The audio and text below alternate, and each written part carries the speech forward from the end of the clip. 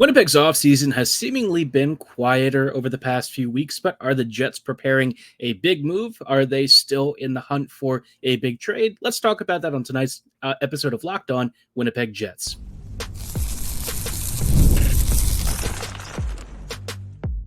You're Locked On the Hockey Jets, your daily podcast on the Winnipeg Jets, part of the Locked On Podcast Network, your team every day.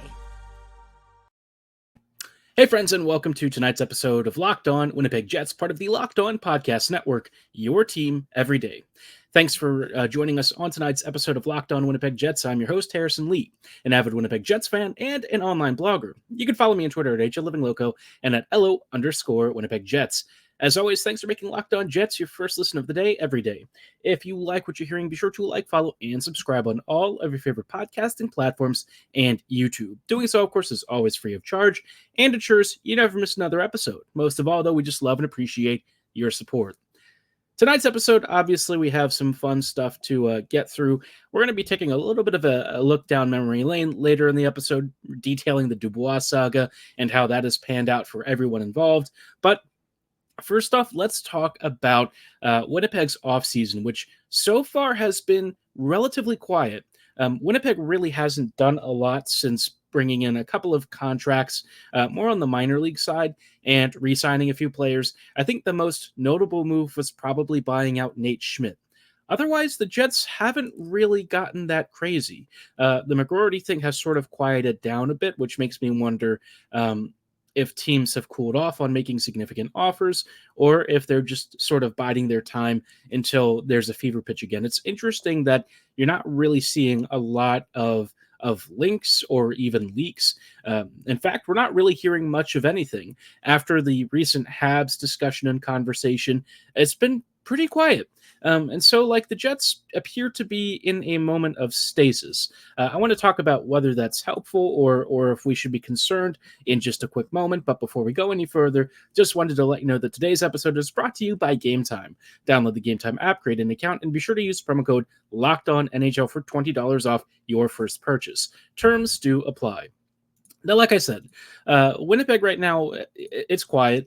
They've made some necessary moves. I think obviously one of the biggest ones outstanding is to get the Perfetti deal done, whether that's some sort of a short-term bridge or maybe even a longer-term contract. And I do wonder if the calculus has maybe changed a little bit on that thanks to the Byfield deal. I feel like Byfield might be the most comparable contract signed so far this offseason to what I would think would make sense for Perfetti.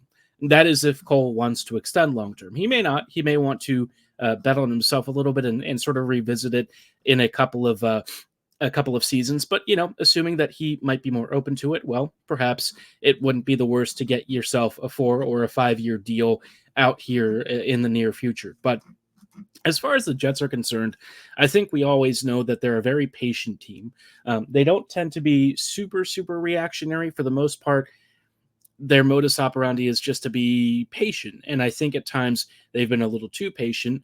With where they're at right now, I don't know that they need to necessarily rush the McGroarty trade. I do think it'd probably be more important to resolve this before the start of the regular season. I don't think you want to leave that lingering too much longer. If you do go into the season with him still in the system, then definitely figure it out by the trade deadline. I don't think you want it to get to the latter portion of the season and into the summer where he can start to really dictate the terms. People say that he has no leverage, but I promise you, once he gets to that final decision to maybe go back to school, it gets to be a real problem for the Jets because then everyone might just wait to sign him in free agency. So while the Jets still have a promise of controlling his rights, you probably want to make that deal pretty soon. I don't think the Habs offer that was rumored, whether it's real or not, is the best that Winnipeg can do. I bet you the Jets can probably get more. I think one thing I've seen that's really kind of funny out of all of this is how many different fans from all of these teams are like, he hasn't played an NHL game yet. What is he worth? And it's like, well, you keep offering us prospects that you also know haven't played NHL games, so you tell me. Fascinating way to think about that.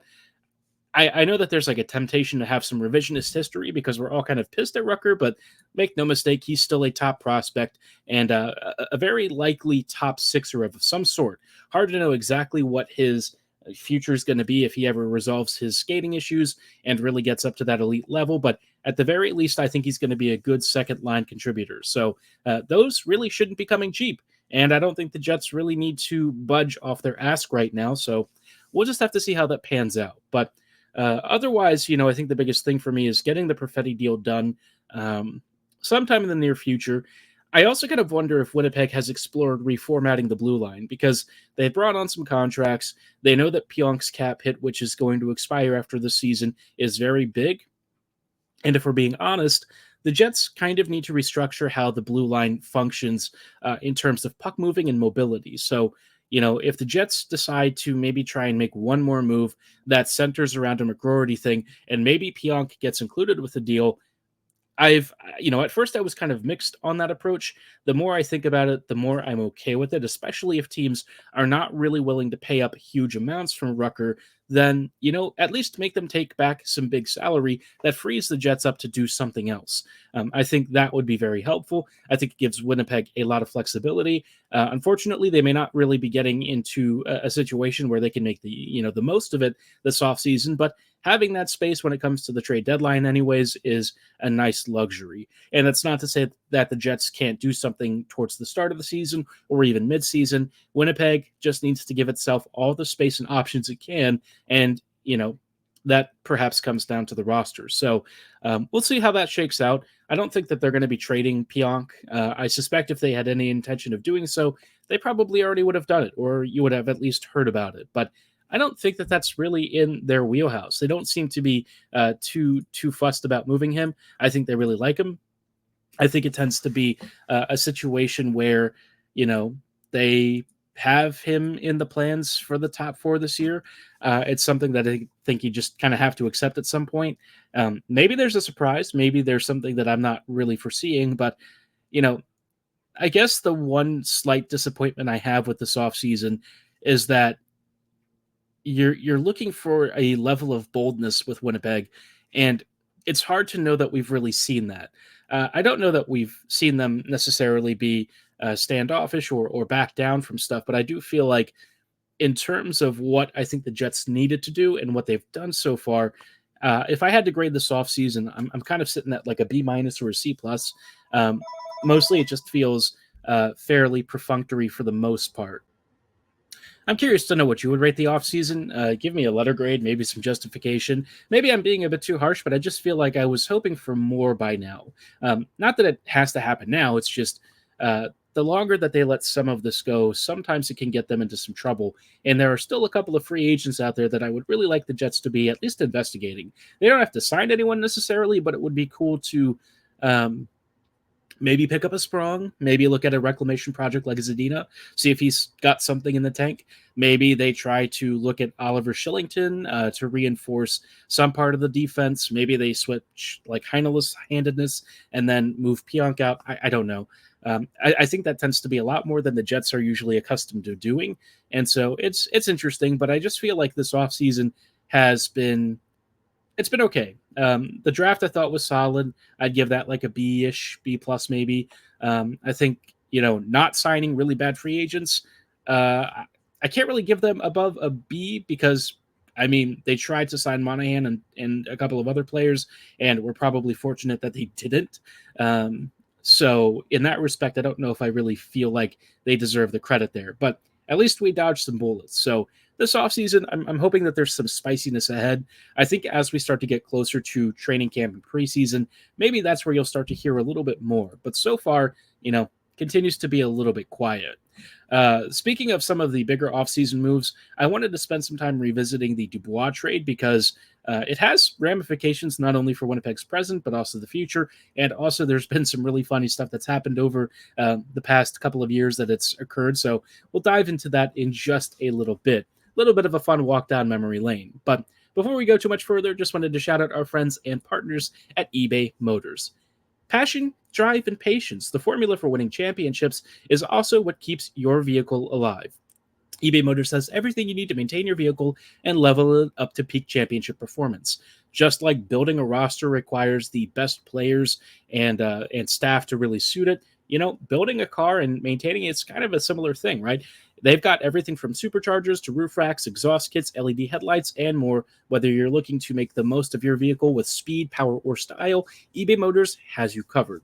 With over 122 million parts for your number one ride or die, you'll always find exactly what you're looking for. And with eBay's Guaranteed Fit, your part is guaranteed to fit your ride every time, or you get your money back. With eBay Motors, you're burning rubber, not cash. With all the parts you need at the prices you want, it's easy to make your car the MVP and bring home huge victories. Keep your ride or die alive at ebaymotors.com. Eligible items only. Exclusions apply. eBay Guaranteed Fit is only available to U.S. customers. Hey friends, and welcome back to tonight's episode of Locked On Winnipeg Jets, part of the Locked On Podcast Network, your team every day. Every day, thank you so much for rejoining us on tonight's episode as we are just wrapping up with a couple of segments on the Dubois trade and sort of the stuff that's followed that. Obviously, for us, at least a handful of us have probably, I think from the start, really liked the return the Jets got, but somehow it's just aged better and better. If there's ever a trade that I think probably qualifies as one of Winnipeg's arguably best ever, if not the best ever, it's got to be the Dubois deal. Winnipeg definitely got the better end. All you have to do is just look at what happened after one season in LA with Pierre-Luc Dubois, and you probably know the Jets ended up pretty well with that. I want to talk about that retrospectively in just a moment, but before we go too much further, just wanted to let you know about, for all of you Fox Sports or ESPN watchers, if you find yourselves having to turn down the volume, maybe you should make the switch to Locked On Sports Today, a free 24/7 sports streaming channel programmed for you daily to bring you the biggest stories without all the screaming. Locked On Sports Today brings you can't miss analysis, opinions, and news streaming 24/7 on YouTube or the free Amazon Fire TV channels app.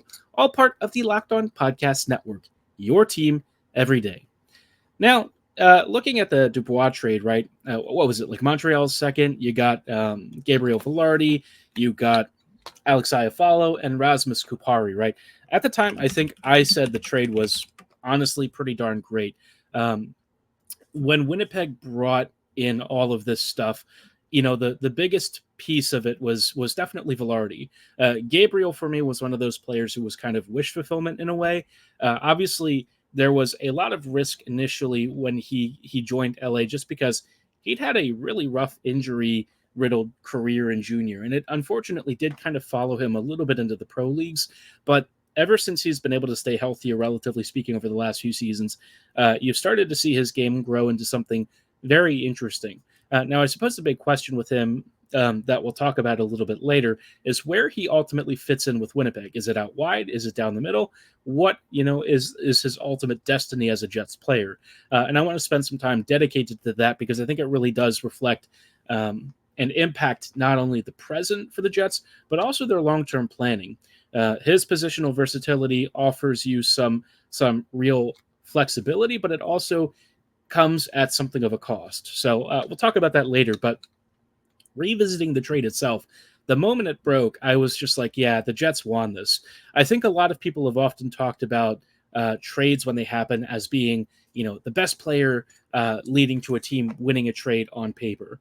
And I think that generally holds, but I think in this case, what I foresaw was that Vilardi was going to be the player that ended up being the best out of the group. Maybe he wasn't at the moment that he was traded, but I had a lot of confidence that he was eventually going to come good. I think it became especially noticeable when Dubois signed his 8-year deal. You looked at that contract and you were like, oh, that's a lot of money and a lot of term for a player who, having seen what he was capable of with the Jets for like 2 to 3 seasons, I mean, I liked him. I thought he was solid, but you also had a lot of games where he was absent. The thing with him that I noticed the most was, especially in the latter stages of his Jets career, he was kind of invisible. I really felt like that identity of him being this big, strong center with great hand-eye coordination, strong skating, it really didn't reflect at all. I thought his offensive production was pretty mediocre. I thought he didn't really look engaged on his shifts. It just felt like he quit. And I was somebody who really defended him initially when he first joined the Jets, thinking, he's definitely grown up. He's had to have matured. He's had to have changed. And instead, I felt like he proved me wrong. I thought, it's often overstated when you talk about players' compete level and stuff like that. But with Dubois, it actually was kind of noticeable. It's really a shame because there's clearly a lot of talent there. And I'll be honest, I think his stint in LA was probably a little bit unlucky. He also has a habit of being really good, and sometimes in those moments where he's at his best, he doesn't actually have to visibly work as much as it seems like he should. He makes really nifty passes and plays, and sometimes they go a little bit under the radar. But I think in this particular instance, he was brought in to be Kopitar's eventual successor, I suppose, if you can look at it that way, or at least the number 2 on that team. And he wasn't really touching like middle 6 numbers for a long time. There was actually a good stretch where Vilardi had outscored him. So for me, I just, it is tough, right? You go to a new team, a new environment, and things don't quite work out. But I think for Dubois in particular, it was just a terrible match, ultimately. The Kings thought that they were exchanging spare parts and guys who didn't fit into their plan, and instead they just inherited a really big problem, and now that problem has ended up in Washington in exchange for Darcy Kemper. So for the Caps, I'm very interested how this works out, because LA, is certainly in a more competitive state. With the Caps, based on how their offseason has gone, they definitely went from being a team that looked like they might be fighting more for a lotto pick next year to a squad that looks like it could be on the fringes of the playoff conversation in the Metro. Do I think they're a particularly strong team? No. I think Washington has a lot of roster vulnerabilities, and I think that there are some real questions about just how good they can be. But compared to where they were before, they are much improved. And maybe that's enough to make the playoffs. Maybe that's enough to make a dent in the postseason.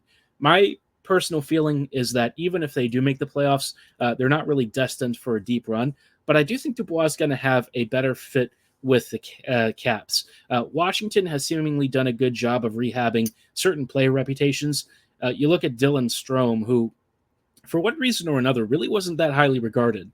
I thought that was a little strange because he's a really good player, and somehow, the Caps managed to convince him to do a 5x5, which, if you're talking about steals and free agency, that's one of the best contracts I've seen signed in some time. Phenomenal value. He has become their de facto number 1 center, really, since Backstrom's gone, and Kuzi just, has essentially departed probably North American hockey for the foreseeable future.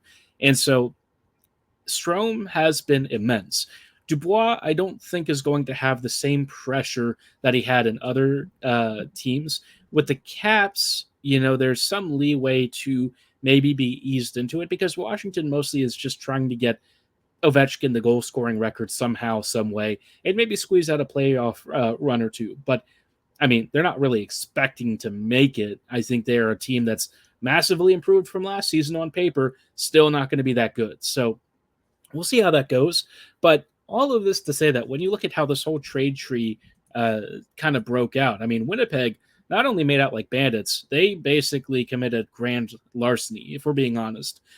Even if it didn't have the second round or anything like that, the Jets would have been living high off the hog. But now that second rounder turned into Alphonse Frey, and Frey looks really friggin' good. I don't know if you watched him during his training camp and stuff.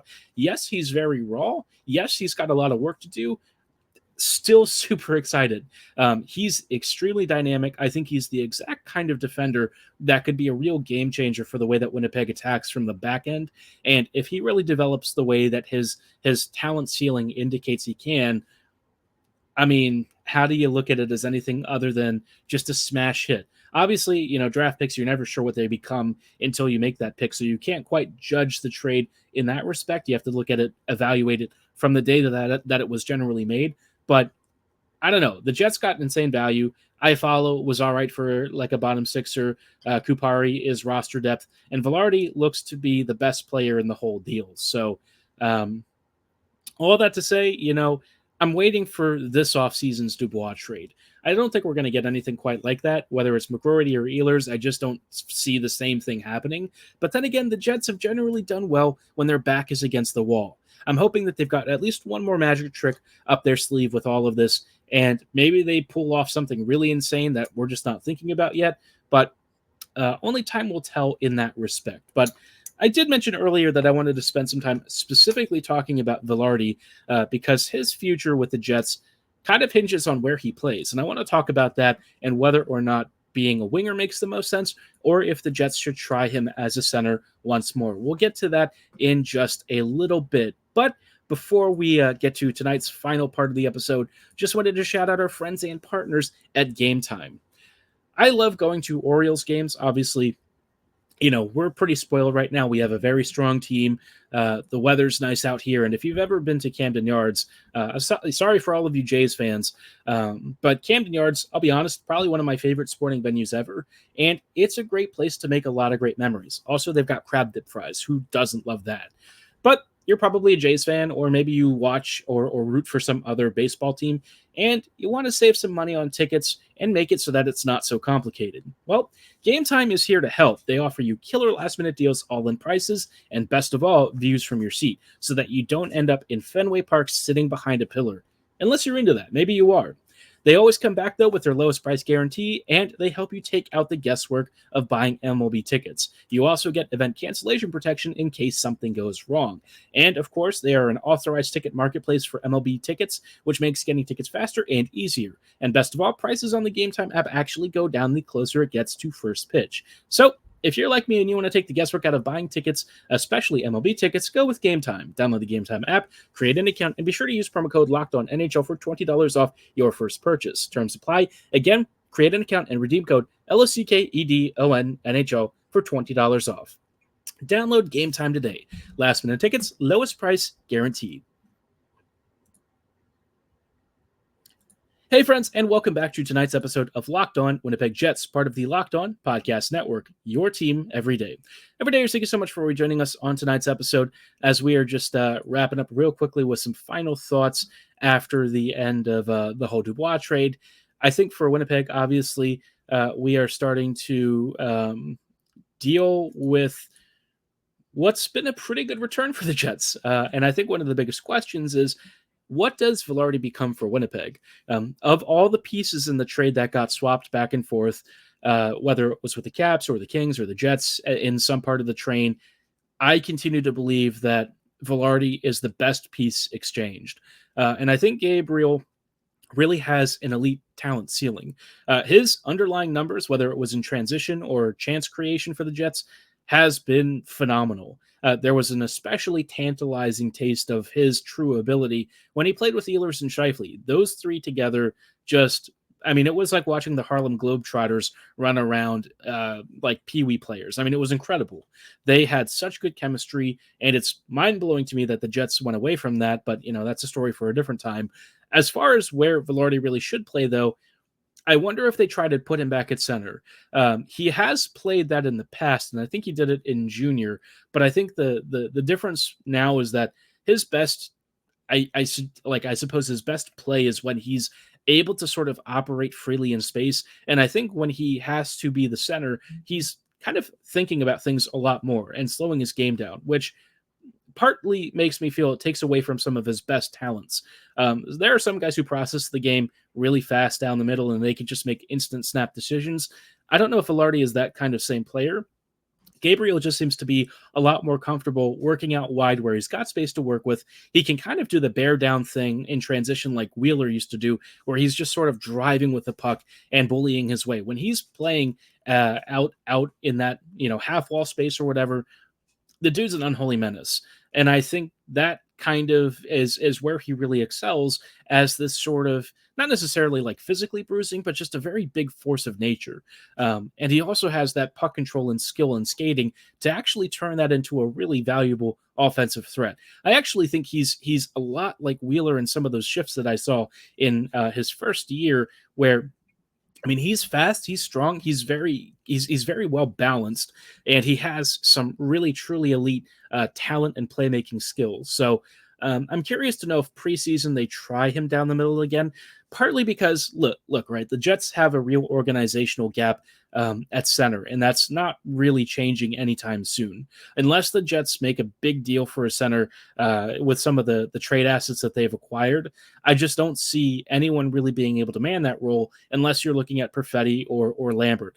Lambert, I don't know, right? Is he a center? Is he a winger? He's really excelled as a center for the Moose. What does that look like at the NHL level? When would you try that? I think it's a lot to expect him to come into the NHL and do that right off the bat. But maybe he blows us away in preseason. I still think he's raw for that. I think winger would probably be the safest place to start. I think if you put him down the middle too early, you risk not only cratering his confidence, but it's also going to be a real defensive struggle for that group, especially if you don't have like a Perfetti or something with them. So for me, I kind of don't hate the idea of seeing if Vilardi can handle the second line center role, but I also feel like at the end of the day, it's not going to change that his best position is probably as a winger. It would be fascinating, though, if it works out as a center, because listen, like, we don't have many players that fit his particular archetype. And if he becomes what Dubois was supposed to be, that's great for the Jets. You basically exchanged not Dubois for the real Dubois. And if that's the case, Winnipeg makes out like a bandit in anyways, even if he stays as a winger, but it's especially helpful if he can play down the middle. Whether he becomes that guy, I just don't know. I feel like he was so good with Scheifele and Ehlers that I'm a little loath to split that lineup. There's a part of me where it's like, okay, maybe you think it's better for the roster, but the Jets also had one of the absolute best lines that didn't have McDavid on it. In fact, they had maybe the best line overall for a good stretch of the season there. And so is it really worth breaking that apart and changing that?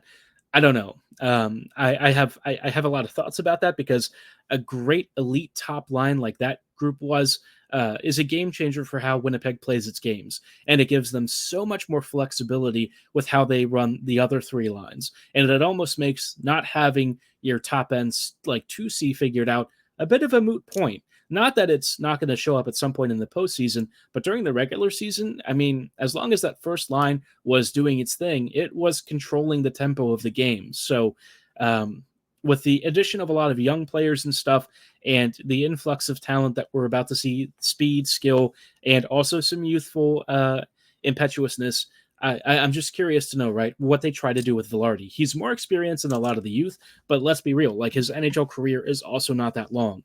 And I don't remember the last time that he really played center effectively. So something to keep an eye out for this upcoming preseason and regular season. Let me know where you think he's best suited to. Do you see him as a future center, or do you think that it probably just makes sense to keep him as a winger? I'm very curious to know how his season goes this year, because obviously he signed a bridge, and so he is partly betting on himself. He is a player that I think eventually will become a really big, important part of Winnipeg's future core. I just hope that he can stay healthy long enough to have a big career and earn that next big paycheck and extension. But for the meantime, we get him for a couple of seasons with a really rock bottom cap hit and hopefully a really fun, dynamic player. I'm excited to see what he can do with this team. I've long been an admirer of him since he was drafted by the Kings, and now he gets to play for the Jets, hopefully for the full season. So we'll see how it goes. But let me know how you're feeling about the offseason so far. Drop your biggest happy moments, I guess, maybe your biggest concerns in the comments below, or at my social medias at HLivingLoco and at @LO_Winnipeg Jets. For tonight's episode, though, that's going to be all the time that we have. Thank you so much for making Locked On Jets your first listen of the day every day.